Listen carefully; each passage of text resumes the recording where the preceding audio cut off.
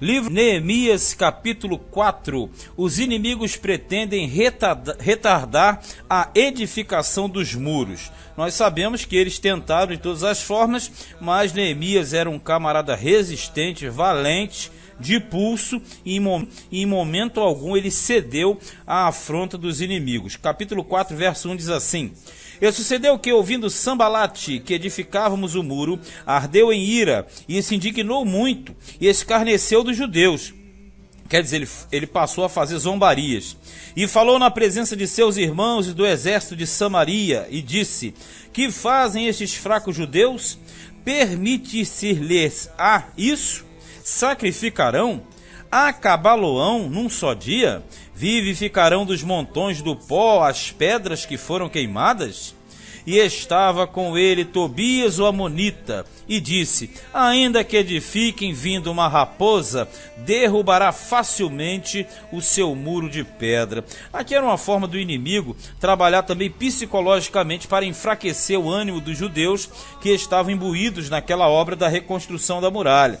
Na verdade, Sambalate lhe zombou, e o Tobias também chegou junto e falou: olha, até uma raposa derruba. Porque as raposas, elas eram consideradas as invasoras das plantações, das vinhas, né? Só que as cercas, as sebes, que eram chamadas as cercas das vinhas, eram frágeis e as raposas conseguiam ultrapassar. E aqui ele compara a muralha de Jerusalém com uma cerca frágil, uma sebe fraca de uma vinha. Tipo, a raposa consegue derrubar essa muralha facilmente. Era uma forma de desprezar. 4. Ouve, ó nosso Deus, aí o Neemias ora, que somos tão desprezados, e cai o seu opróbrio ou vergonha sobre a sua cabeça, e faze com que seja um despojo numa terra de cativeiro. Isso aqui é uma forma comum, antiga, muito utilizada nos salmos, as chamadas orações imprecatórias. A oração imprecatória era aquela que a pessoa fazia desejando mal para o inimigo, desejando uma punição, uma correção para cima do inimigo. Então ele está desejando o quê? Que Sambalate, Tobias, Gesem, a turma deles, tivesse uma punição rigorosa vindo de Deus, inclusive indo para cativeiro. E não cubras, versículo 5, a iniquidade, e não se risque diante de ti o seu pecado. Está dizendo assim, não cubra a falha deles, e não se risque diante de ti o seu pecado. Quer dizer, não esqueça do pecado deles, pois que te irritaram defronte dos edificadores. Quer dizer, eles irritaram a ti. Quando ele coloca, ele fala assim, pois que te irritaram defronte dos edificadores. Quer dizer, irritaram a Deus perante os trabalhadores. Assim edificamos o muro, e todo o muro se cerrou até a sua metade, porque o coração do povo se inclinava a trabalhar. Quer dizer, estavam imbuídos naquela missão.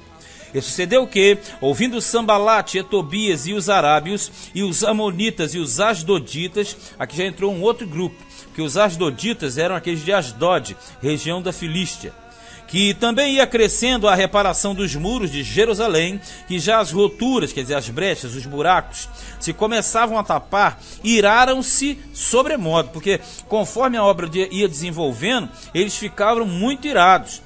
E ligaram-se entre si para virem atacar Jerusalém, para os desviarem do seu intento. Porém, nós oramos ao nosso Deus e pusemos uma guarda contra eles, de dia e de noite, por causa deles. Quer dizer, o Neemias, ele conseguia conciliar as duas situações. Ele era um homem de oração e de ação.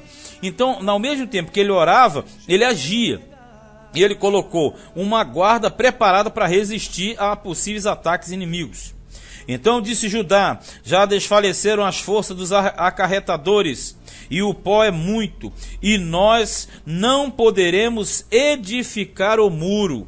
Ele está dizendo o seguinte, os de Judá já começaram a trabalhar. Isso a gente vai entender por quê. Porque muitos judeus já tinham passado para o lado de Sambalate, Tobias e Gesem.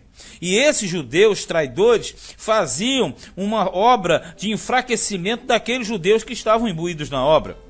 Disseram, porém, os nossos inimigos: nada saberão disso, nem verão, até que entremos no meio deles e os matemos. Assim faremos cessar a obra. Então havia uma jogada psicológica, um enfraquecimento. E sucedeu que, vindo os judeus que habitavam entre eles, 10 vezes nos disseram que de todos os lugares tornavam a nós. Era uma forma de enfraquecer. Nada melhor do que usar o próprio povo contra os seus pares, porque aí no caso você está colocando uma afronta contra um povo só. Então aqui ele usa esses judeus, geralmente você atribui essa classe aos que já estavam na cidade, porque os que já estavam em Jerusalém, vindo nas demais turmas, eles é que já estavam envolvidos com Sanbalat, Tobias e a turma toda. Então, na verdade, os que estavam pegando firme com Neemias, puxando o carro, a locomotiva, eram justamente os que vieram com ele na turma dele. Os outros que já estavam na terra estavam misturados com essa turma toda aqui. E eles vieram 10 vezes aqui, no caso não é 10 redondo. 10 quer dizer inúmeras vezes, pode ser mais até menos. Pelo que pus guardas nos lugares baixos, por detrás do muro e nos altos. E pus o povo, pelas suas famílias, com as suas espadas, com as suas lanças e com os seus arcos. Neemias misturou a oração com a ação. Então eles trabalhavam, mas estavam atentos. E olhei, levantei-me e disse aos nobres e aos magistrados, quer dizer, os grandes, e ao resto do povo: não os temais, lembrai-vos do Senhor grande e terrível, e pelejai pelos vossos irmãos, vossos filhos, vossas mulheres e vossas casas. E sucedeu que, ouvindo os nossos inimigos, que já o sabíamos e que Deus tinha dissipado o conselho deles, todos voltamos ao muro, cada um à sua obra. E sucedeu que, desde aquele dia, metade dos meus moços trabalhava na obra, e a outra metade deles tinha as lanças, os escudos, os arcos e as couraças. E os chefes estavam por detrás de toda a casa de Judá. Olha só, a questão toda é essa. Eles voltaram ao trabalho, eles voltaram a pegar firme, e eles faziam o seguinte: eles tinham um grupo de prontidão e outro grupo trabalhando, e depois revezava. Os que edificavam o muro, e os que traziam as cargas, e os que carregavam, cada um com uma mão fazia a obra aqui, ó, e na outra tinha as armas, quer dizer, orar e vigiar. É a grande receita de Jesus.